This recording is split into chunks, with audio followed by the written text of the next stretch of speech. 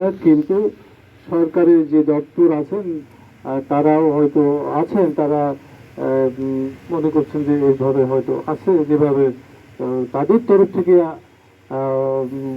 একটু স্লো উদ্যোগ মনে হলেও, কিন্তু স্থানীয় যারা এখানে আমাদের গণ্যমান্য ব্যক্তি আছেন এখানে, তারা কিন্তু আমাদের কাছে বিষয়টা নিয়ে গেছেন যে এই এলাকায় বিভিন্ন রকমের অসামাজিক কার্যকলাপ হচ্ছে এবং এইখানে বসবাসের অনুপযোগী হয়ে গেছে।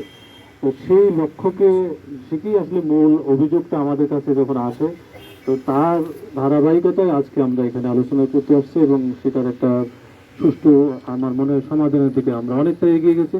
তো সেই জন্য আজকে যারা এখানে রাজনৈতিক নেতৃবৃন্দ আছেন, বিএনপি জামাতের তরফ থেকে এবং স্থানীয় যারা সুদীজন আছেন, সাংবাদিকবৃন্দ সহ আমাদের পুলিশের বিভিন্ন উচ্চ পর্যায়ের সকল পর্যায়ের পর্যায়ের প্রিয় সহকর্মীবৃন্দ, আমি সংক্ষেপে যদি এই বিষয়টার একটু আপনাদের দৃষ্টিপাত করতে চাচ্ছি যে এই জায়গাটির যখনই এখানে অসামাজিক কার্যকলাপ, এখানে গ্যাং রেপের কথা আমরা শুনেছি, এইখানে মাদকের কথা আমরা যখন শুনলাম, এবং এইখানে যারা ভদ্র সমাজ এখানে বসবাস করেন তারা এটাকে খুবই তাদের ছেলে মেয়ে বা সন্তান সন্ততি নিয়ে বসবাস করার জন্য তারা এই জায়গাটা তারা খুবই নির্যাতিত নিপীড়িত জায়গার মধ্যে ছিলেন।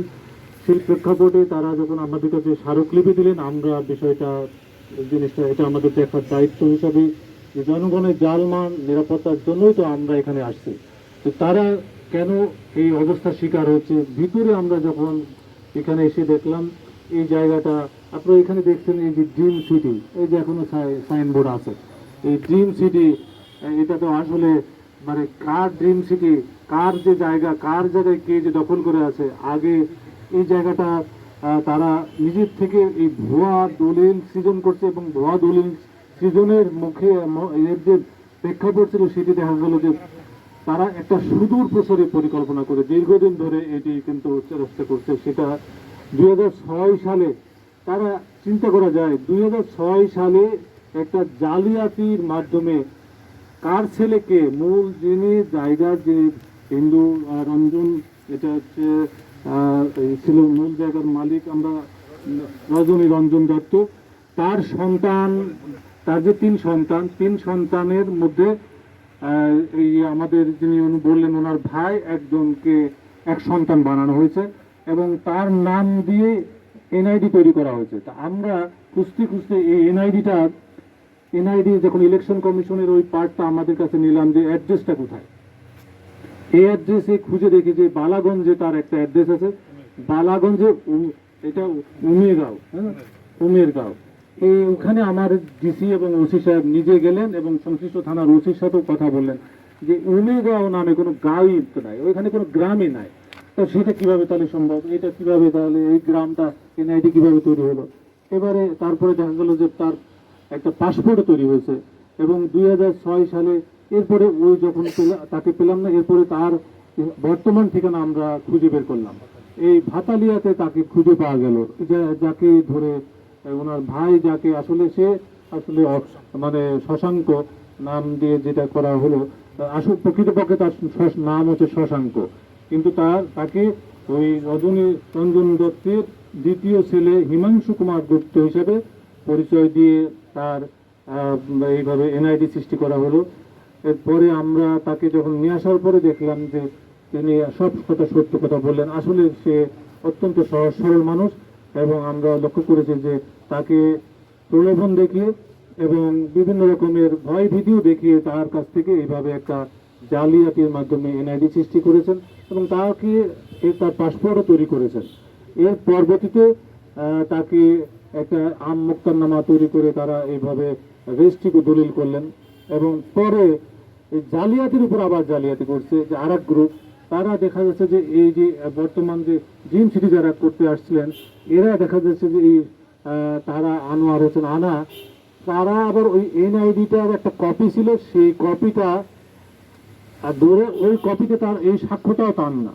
2024 সালে আর একটা জালিয়াতি করছে যে সেটাতে তার কোনো এই স্বাক্ষরও, সে বলছে এই স্বাক্ষর আমার না, আমার এনআইডির উপরে আমার নাম ঠিকই কিন্তু সাক্ষ্যটা তার দিয়ে এভাবে চালানোর চেষ্টা করা হয়েছে। তো এইভাবে একটা দীর্ঘদিনের একটা চক্র, অত্যন্ত মূল্যবান এই সম্পদ। এবং আমাদের কাছে সেভারাল টাইম এই পরবর্তী জালিয়াতি চক্র আমাদেরকে বিভিন্নভাবে যে কেন আপনারা এখানে পুলিশ ক্যাম্প দিয়ে রাখছেন, আমাদের জায়গা কেন আপনারা এখানে আছেন কেন। এবং পরে এখানে তারা গেছেন, পরবর্তীতে আপনার হাইকোর্টের এই অ্যাটর্নি অ্যালায়েন্স থেকে আমাদের কাছে এই যে টু দি পুলিশ কমিশনার আমাকে সরাসরি অ্যাড্রেস করে যে এইভাবে এই জায়গাটার ব্যাপারে তারা মানে হাইকোর্ট থেকে একটা অ্যাটর্নি অ্যালায়েন্স, এটা একটা অ্যাডভোকেট আসলে বেসিক্যালি। তা আমি বললাম যে আমি হাইকোর্ট ঘোরা লোক, অতএব আমি হাইকোর্টের ওই ভয় আমাকে দেখাবেন না, আপনারা জালিয়াতি করছেন, আপনারা যদি পরে আর একটু বেশি, মানে আমি তো খুবই মনে করছি যে তারা থেমে যাবে, যে পুলিশের এইখান থেকে এই ক্যাম্পটা সরানো অস্থায়ীভাবে, এটা তো আর পুলিশ দখল করে না, এই এলাকার নিরাপত্তার স্বার্থে আমরা করেছি। তো সেই ক্ষেত্রে জনগণের স্বার্থে এটাতে তারা এরপরে ঢাকা রিপোর্টার্স ইউনিটিতে আবার যে ওখানে সংবাদ সম্মেলন করছে এবং ওসি সাহেবের নামে বলছে যে 3 কোটি না 4 কোটি টাকা খেয়ে তিনি এটাকে এই ক্যাম্প স্থাপন করছেন। তা এটা তো মানে কত বড়, মানে তারা এর মধ্যে একজন বলতে না, মিডিয়ার একজন লোকও কিন্তু আমাকে এসে জিজ্ঞাসা করছে এবং তারাও এটা একটু নিয়ে, সবাই তো সমান না। তো এইভাবে তারা বিভিন্ন একটা চক্র মিলে এটাকে যাতে করে ভোগ দখল করতে পারে অবৈধভাবে, সেই অপচেষ্টা কিন্তু করেছে। এরপরে আমরা যখন খুঁজে এই অবস্থা পেলাম, আমার মনে হয় এখন সত্য উদ্ঘাটিত হয়ে গেছে। প্রকৃত যে জায়গা, সরকারের জায়গা সরকারের কাছেই থাকবে, সেটি স্বাভাবিক।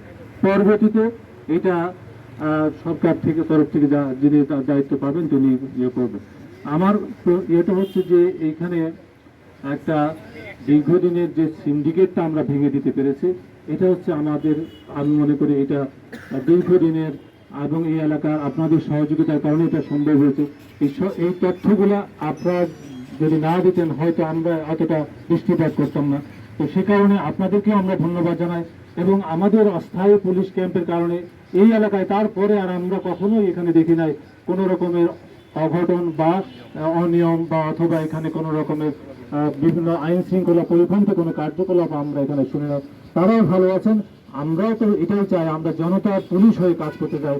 এই এলাকার যারা শান্তিপ্রিয় মানুষ তাদের জন্য আমরা আসলে কাজ করতে চাই।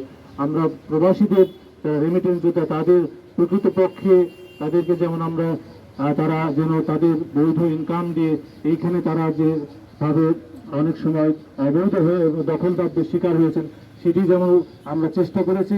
একই সাথে যারা এইভাবে বিভিন্ন জায়গায় সমাজে আরো বিভিন্ন জায়গায় আমাদের কাছে আরো অভিযোগ আসছে, এগুলো আমাদের কাছে আমরা বিশ্লেষণ করে দেখছি। তা আমরা এর আগেও বলেছি যে যেভাবেই অবৈধ দখলদার হন না কেন, আমাদের অনুরোধ থাকবে আবারও যে আপনারা নিজের থেকে দায়িত্বশীল হয়ে যদি সরে যান তাহলে ভালো।